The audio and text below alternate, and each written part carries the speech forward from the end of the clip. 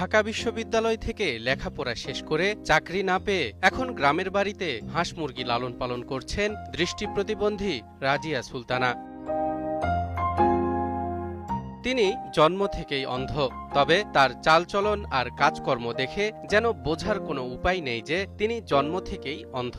কারণ দৃষ্টি প্রতিবন্ধী হয়েও তিনি প্রায় স্বাভাবিকভাবেই করে চলেছেন ঘর গৃহস্থালির সব রকম কাজ।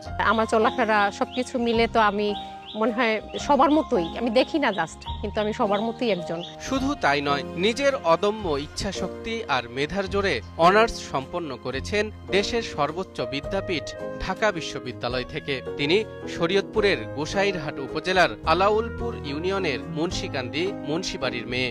যুদ্ধাহত বীর মুক্তিযোদ্ধা শাহজাহান কবির ও সুফিয়া কবিরের 6 সন্তানের মধ্যে তৃতীয় এই রাজিয়া সুলতানা। ঢাকা বিশ্ববিদ্যালয়ের মতো জায়গায় মাস্টার্স অনার্স পাশ করে এখানে বাড়িতে এসে সাংসারিক কাজকর্ম করে, এটা মেনে নেওয়া যায় না। জন্ম থেকেই দৃষ্টি প্রতিবন্ধী হলেও ভীষণ মেধাবী ছিলেন রাজিয়া। তাই তার অদম্য ইচ্ছাশক্তি দেখে মেয়েকে সমাজের বোঝা না বানিয়ে নিজের সর্বোচ্চটুকু দিয়ে পড়াশোনা করান বাবা শাহজাহান কবির। আমি যখন বদরুন্নেসা কলেজে আসি ইন্টারমিডিয়েট পড়ার জন্য, তো তখন বইয়ের আরো বেশি সমস্যা ছিল, অনেক বেশি আর কি।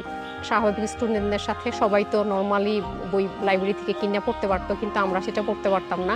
আমাদের রেকর্ড করে পড়তে হতো, পড়া রেকর্ডিং করে অডিও শুনে আর কি। রাজিয়া সুলতানার শিক্ষা জীবন শুরু হয় ঢাকার মিরপুর 10 এলাকার ব্যাপটিস্ট মিশন ইন্টিগ্রেটেড স্কুলে। পরে Mirpur girls ideal laboratory institute থেকে এসএসসি এবং বেগম বদরুন্নেসা সরকারি মহিলা কলেজ থেকে এইচএসসি সম্পন্ন করেন। এরপর ঢাকা বিশ্ববিদ্যালয়ের শিক্ষা ও গবেষণা ইনস্টিটিউট থেকে অনার্স শেষ করেন রাজিয়া। একজন প্রতিবন্ধী স্টুডেন্ট এখানে স্ট্রাগল করে পারেন আর কি, অনেক অনেক বেশি মেধা, অনেক বেশি বুদ্ধি, অনেক বেশি বিবেচনা বা অনেক বেশি ডিসিপ্লিন সবকিছু মেনে চলতে হয় আর কি, যেটা মানে খুব বেশি লড়াই করে। পড়াশোনা শেষ করে বেশ কয়েকবার চাকরির ইন্টারভিউ দিয়ে লিখিত পরীক্ষায় উত্তীর্ণ হলেও বারবার ভাই বাদ পড়ে যান তিনি। সেই থেকে গ্রামের বাড়িতে আছেন রাজিয়া। আমি অনার্স কমপ্লিট করেছি 2017 সালে, কিন্তু এখন প্রায় 9 বছর হয়ে যায় আমি বেকার অবস্থায় আছি। এদিকে একমাত্র ভাই সুমন স্থানীয় একটি দোকানে কর্মচারীর কাজ করে কোনো রকমে সংসার চালাচ্ছেন, আর অন্যদিকে প্রায় 1 বছর ধরে ক্যান্সারে আক্রান্ত হয়ে ঢাকা মেডিকেলে চিকিৎসাধীন রয়েছেন তার যুদ্ধাহত পিতা।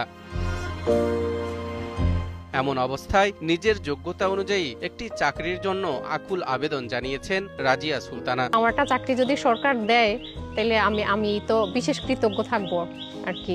তো সরকারের কাছে আমার বিশেষ অনুরোধ যে আমাদের বিষয়টা যাতে তিনি নলেজে নেন, আমাকে একটা চাকরির ব্যবস্থা করেন।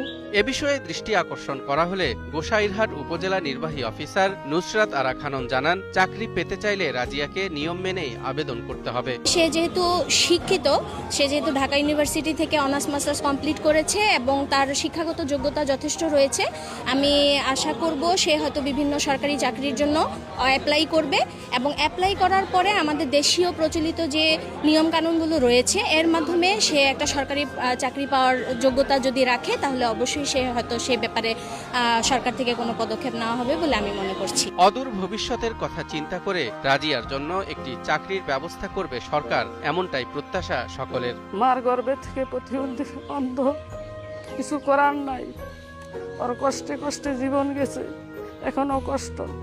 এরপর ওর যদি ওর একটা চাকরি হয়, ওর জীবন হয় চালায় যাইব, বাইরে বোঝা গেলে ওরে কে দেখবো, কে চাইব। এত কিছু থাকার পরেও, এত তার সার্টিফিকেট অর্জন করার পরেও ওর বাবা একজন যুদ্ধাহত মুক্তিযোদ্ধার সন্তান হয়েও সে এখনো একটা চাকরি পাচ্ছে না।